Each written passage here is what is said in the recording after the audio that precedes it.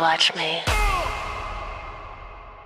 Bonjour, bonsoir tout le monde, je suis ravie de vous retrouver aujourd'hui pour une nouvelle vidéo news. Je m'excuse encore pour mon absence de la semaine dernière. Vous avez vu mon post, je pense, voilà, j'ai des petits soucis de santé en ce moment. Voilà, je fais au mieux, veuillez m'excuser. Donc aujourd'hui on se retrouve pour des news concernant Britney Spears, entre autres, qui est désormais en cure de désintoxication. J'ai envie de vous dire, est-ce qu'on est étonné ? Non, malheureusement. Selon TMZ, des sources leur ont confié que des proches de Britney l'encourageaient à se faire admettre en cure et qu'elle a finalement accepté de le faire de son plein gré. Comme l'a déclaré une source, elle a compris qu'elle avait touché le fond. Toujours selon TMZ, il rappelle bien que Britney a des problèmes de toxicomanie, notamment avec l'adderall, et d'alcool depuis des années. Lors de ses nombreux voyages au Mexique, elle veillait à se procurer de l'adderall. Je ne sais pas d'où ils sortent cette info, parce que rappelez-vous, pour ceux qui ont vu ma vidéo sur l'arrestation de Britney alors qu'elle conduisait bizarrement, on n'a pas vu les vidéos de tout ça, hein, mais je vous en ai parlé, ils avaient effectivement retrouvé de l'adderall dans sa voiture et ils avaient soupçonné, les enquêteurs, qu'elle s'en procurait peut-être au Mexique, parce qu'elle y allait souvent, mais ça n'a pas été confirmé à ma connaissance. Par ailleurs, de dire qu'elle souffre de problèmes de toxicomanie et d'alcool depuis des années, encore une fois, je trouve que TMZ a le chic, hein, de toute façon, pour enfoncer Britney. Des problèmes d'alcool par le passé, il y a de ça très longtemps, avant sa tutelle, et même là, depuis qu'elle n'est plus sous tutelle, il n'a pas été spécialement rapporté qu'elle avait sombré dans l'alcool, non. Et la toxicomanie, je ne sais pas à quoi ils font référence, si c'est par rapport aux médicaments qu'elle prend, ça fait partie d'un traitement qu'on lui a imposé au passage. Donc, si vous voulez déjà l'article de TMZ, je trouve qu'il démarre très mal, hein. Mais bon, poursuivons. Selon les sources de TMZ toujours, son entrée en cure de désintoxication serait en partie liée à son procès pour conduite en état d'ivresse. Là encore, je précise... Désolée, mais je suis obligée de faire leur taf en fait. Non, rappelez-vous également, je vous l'ai dit, le taux d'alcoolémie, il était en dessous de la limite légale dans l'État de Californie. C'est parce qu'elle conduisait de travers qu'ils l'ont arrêtée. Mais du coup, ça ne justifie pas, comme ils le mettent, conduite en état d'ivresse. C'est faux. Poursuivons. Une source affirme, elle sait que stratégiquement, cela jouera en sa faveur devant le juge et montrera qu'elle prend cette affaire au sérieux. À mon souvenir, elle doit passer devant le juge en juillet, si je dis pas de bêtises. Donc voilà, c'est le 12 avril qu'elle s'est fait admettre en cure de désintox et elle a été arrêtée donc le 4 mars. La durée du programme est indéterminée, il dure généralement 30 jours, mais dans ce cas précis, on nous indique que Britney pourrait y rester plus longtemps pour une convalescence plus complète. Par contre, la TMZ rappelle que Britney a fait plusieurs cures de désintoxication fut un temps, mais elle a abandonné toujours au bout de quelques jours. Ça, c'était encore une fois avant la tutelle. Donc elle avait également passé plus de 3 mois en cure en 2018. Ça, c'était forcé, il ne le précise pas, mais rappelez-vous, c'était quand elle devait faire la tournée, non pas la tournée, elle devait enchaîner encore avec une résidence à Vegas qui s'appelait Domination, et on l'a vu dans ses mémoires, elle a expliqué tout le pataquès qu'il y a eu autour de cette nouvelle résidence.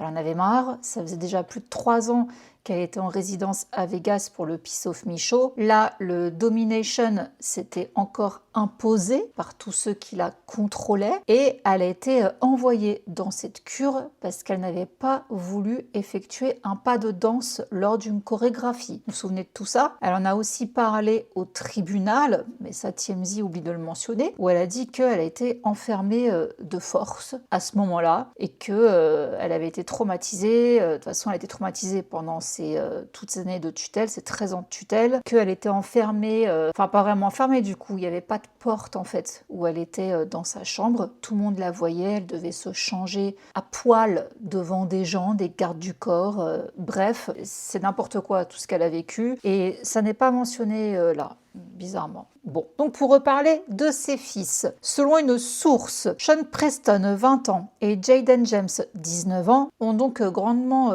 poussé pour qu'elle entre en cure. Elle était très bouleversée et sous le choc après son arrestation, déclare une source. Elle est terrifiée à l'idée d'aller en prison. Il lui a fallu des semaines pour comprendre qu'une cure était la meilleure solution. Son équipe a insisté pour qu'elle suive un traitement depuis son arrestation. Ses proches se soucient beaucoup d'elle et essaient constamment de la soutenir, mais ce n'est pas toujours facile. L'arrestation a été source de nombreuses inquiétudes. Une autre source confie à People que Britney était très émue et pleine de regrets face à la situation. Elle est aussi gênée par l'impact que cela pourrait avoir sur ses fils. Elle les aime énormément et ne veut surtout pas qu'ils aient l'impression qu'elle les déçoit. D'après notre source, Britney a été encouragée par ses proches à se faire soigner. Elle comprend la gravité de sa situation et a estimé que c'était la meilleure chose à faire. La source ajoute que ses 2 fils, qu'elle a eu avec Kevin Federline, son ex-mari, lui ont apporté leur soutien. Et dans une vidéo Instagram partagée 3 semaines après son arrestation, on voyait en effet ses fils, les 2 cette fois-ci, pas que le plus jeune Jayden James, mais aussi Sean Preston, passer du temps avec elle sur un bateau. Ça, je vous l'avais déjà montré. Donc, d'après nos sources, elle est ravie de renouer avec ses fils. Quand elle ne va pas bien, il lui est presque impossible d'entretenir des relations stables. Elle veut être une bonne mère. Elle aime vraiment Preston et Jayden et les écoute. Pour Britney, c'est formidable de pouvoir passer du temps avec eux à nouveau. Cela la rend très heureuse. Ses fils ont joué un rôle déterminant dans sa décision d'entrer en cure. Ils ont été clairs avec elle. Ils veulent simplement qu'elle retrouve la santé. Et fait intéressant, c'est que donc Sean Preston, c'était celui avec lequel c'était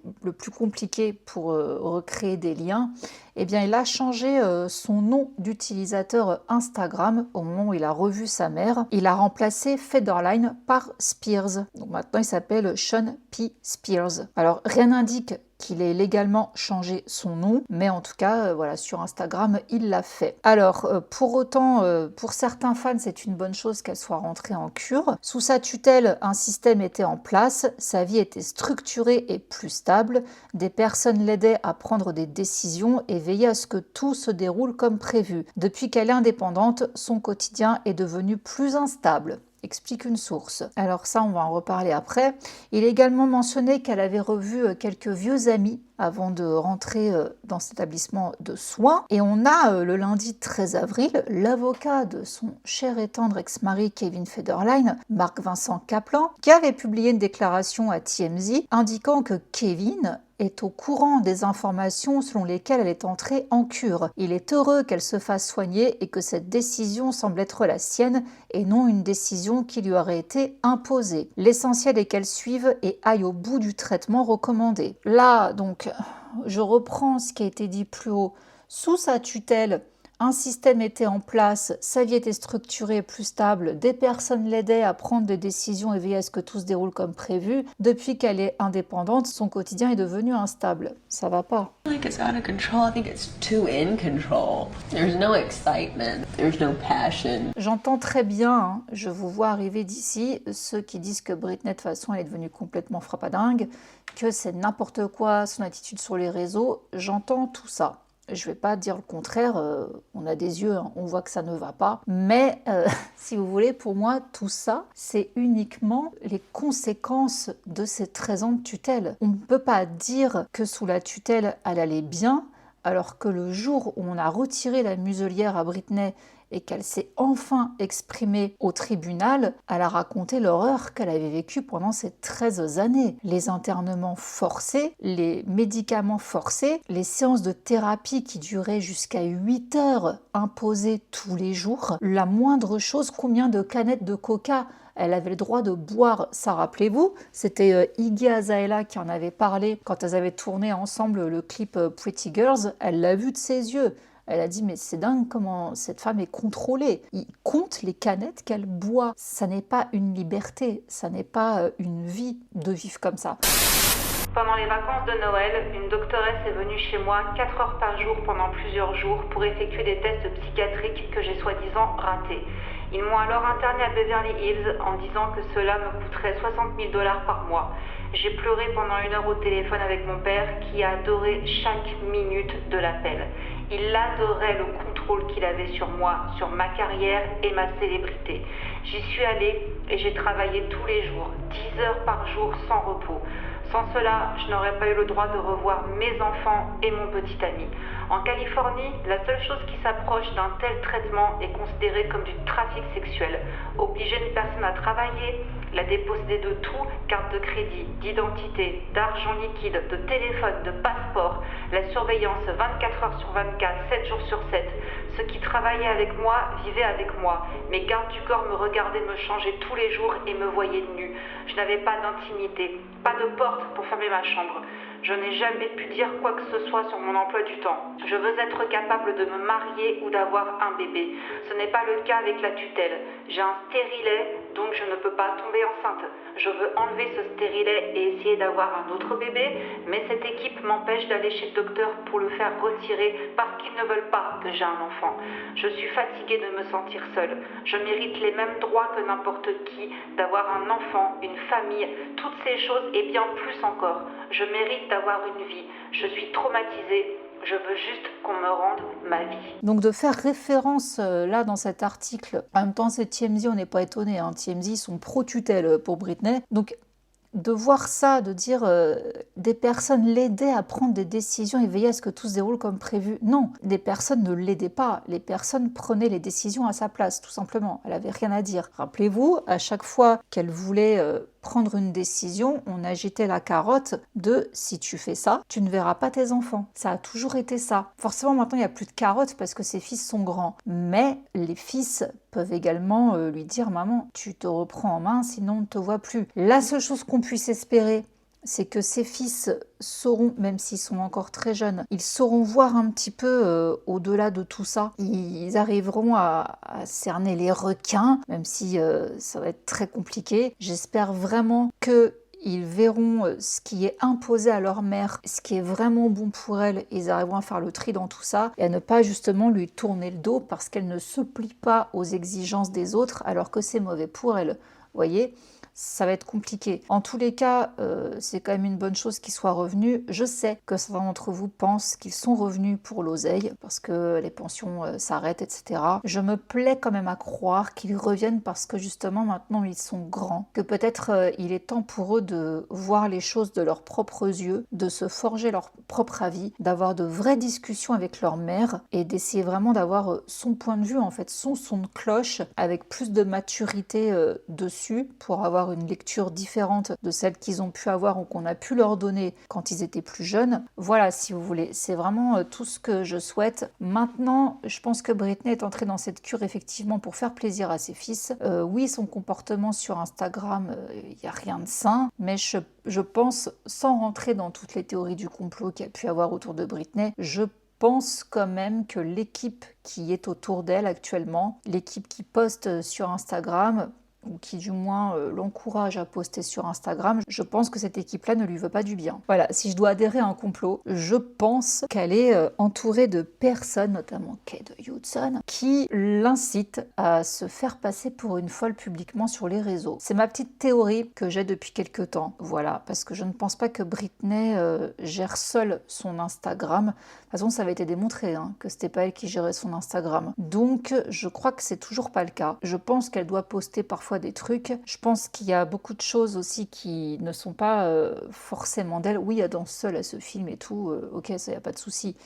Mais j'ai l'impression qu'elle est un peu aidée à rester dans cette voie-là. Je sais pas. Je suis pas complètement sûre de mon coup. C'est une idée qui m'a traversée. Je me dis pourquoi pas, après tout, ce serait possible. Donc voilà, si vous voulez, le torchon de TMZ qui a omis pas mal de choses. Et je trouve ça dommage parce que du coup, ce sont les infos qui ont été reprises dans tous les magazines People. On ne mentionne pas encore une fois tout ce que Britney a balancé. En fait, c'est comme si le livre de Britney et son témoignage au procès n'avaient jamais existé. Ça ne ressort pas dans ce qui se passe en ce moment. On dirait qu'on essaye de faire oublier aux gens tout ça, de faire oublier sa voix, sa parole. Ça me rend dingue. Moi, comme je vous dis, je me méfie d'une tutelle bis. J'espère que ses fils ne vont pas se faire entourlouper, que ça va aller, parce que là, pour l'instant, ça sent pas très très bon. On verra. C'est la Julie du montage qui vous parle. Je suis désolée, j'ai complètement zappé ma conclusion.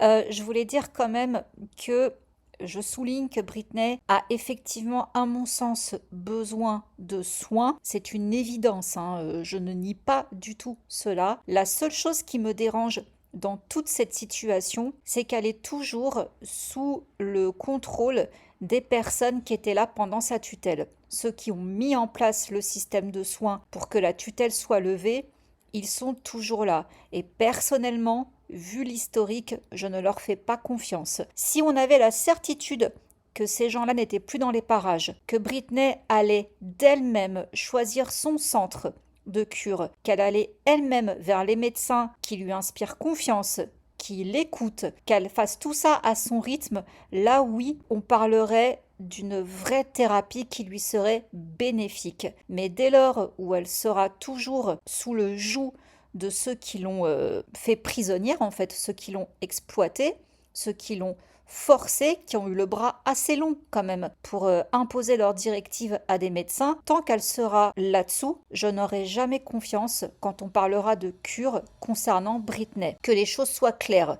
Pour moi, oui, les soins, d'accord, mais que ce soit vraiment elle qui pilote tout ça. Voilà, c'était ma conclusion sur tout ça. Du coup, on enchaîne avec quelqu'un qui va pas très bien non plus, hein, c'est Kanye West, le très controversé. Inutile de vous rappeler qu'il était persona non grata après ses propos antisémites et racistes. Et ben il a annoncé là, le 15 avril, le report de son concert qui était prévu le 11 juin à Marseille, chez nous en France, face à l'opposition des autorités de la ville et du gouvernement français. Après une longue réflexion, c'est ma décision propre de reporter mon concert à Marseille jusqu'à nouvel ordre, a-t-il tweeté sur X. Je sais que cela prend du temps pour comprendre la sincérité de ma volonté de me racheter. J'assume pleinement la responsabilité de mes actes, mais je ne veux pas que mes fans se retrouvent au milieu de tout ça. Hâte d'être au prochain concert. Alors on a le ministre de l'Intérieur, Laurent Nunez, qui avait justement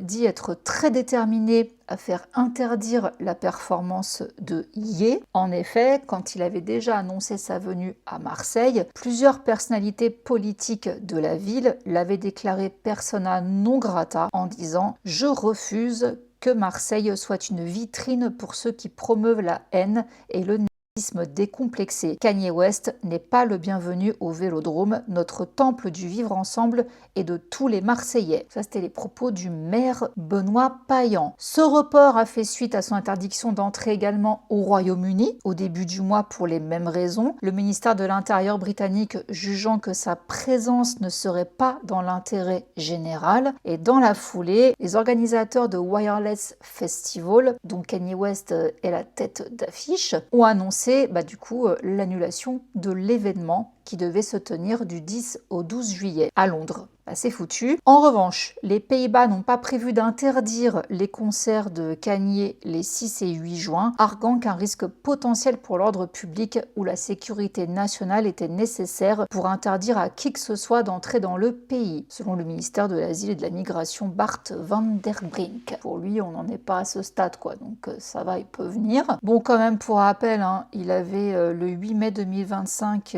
fait une chanson qui célébrait le célèbre Moustachu. Elle a été interdite par les principales plateformes de streaming le jour du 80e anniversaire de la défaite de l'Allemagne lors de la Seconde Guerre mondiale. Kanye West s'est quand même dit ni nazi ni antisémite, invoquant son trouble bipolaire dont il souffre et une phase maniaque. On a l'impression que ce sont les autres qui exagèrent, je le cite. On a l'impression de voir le monde plus clairement que jamais, alors qu'en réalité, on est en train de perdre complètement pied. Je regrette mes actes dans cet état et j'en suis profondément mortifiée. Je m'engage à assumer mes responsabilités, à suivre un traitement et à opérer des changements réels et durables. Cela n'excuse en rien ce que j'ai fait. Je ne suis pas nazi ni antisémite, j'aime le peuple juif. Voilà. Suite à ça, on va féliciter Nathalie Portman. En effet, 2 ans après son divorce d'avec Benjamin Millepied, Nathalie Portman attend son 3e enfant. Âgée de 44 ans, elle a retrouvé l'amour dans les bras d'un autre Français, Tanguy Destable.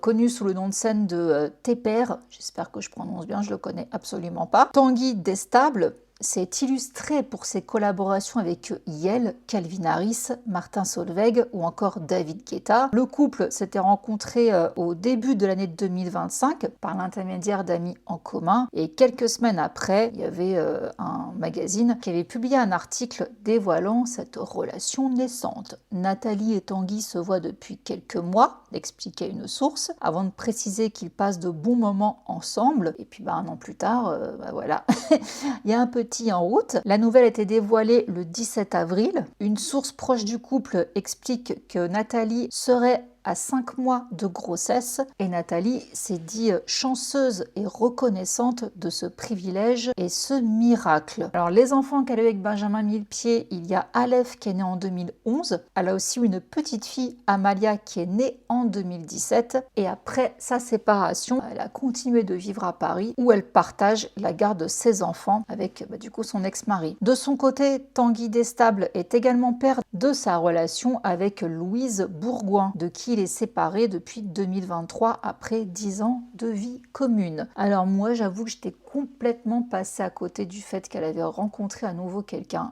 J'étais restée sur Rihanna qui avait dit "You're a bad bitch" et elle en avait justement parlé, Nathalie Portman, en interview en disant on a tous besoin d'une Rihanna qui te dit tu es une bad bitch. C'était juste après son divorce, donc voilà quoi, moi j'étais restée là-dessus, je savais pas du tout qu'elle avait rencontré quelqu'un, donc ça a été une grande surprise pour moi, tant mieux qu'elle ait retrouvé l'amour, qu'elle agrandisse son foyer, c'est tout le bonheur qu'on lui souhaite. Voilà les amis, je vous laisse là pour la vidéo news, j'espère qu'elle vous aura plu. Si c'est le cas, comme d'habitude, n'hésitez pas à mettre un petit pouce en l'air, lâcher un petit commentaire, vous abonner si ce n'est pas encore fait. Je vous laisse là, je fais plein de gros bisous et je vous dis à dimanche.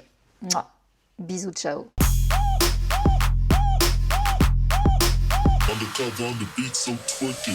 Like.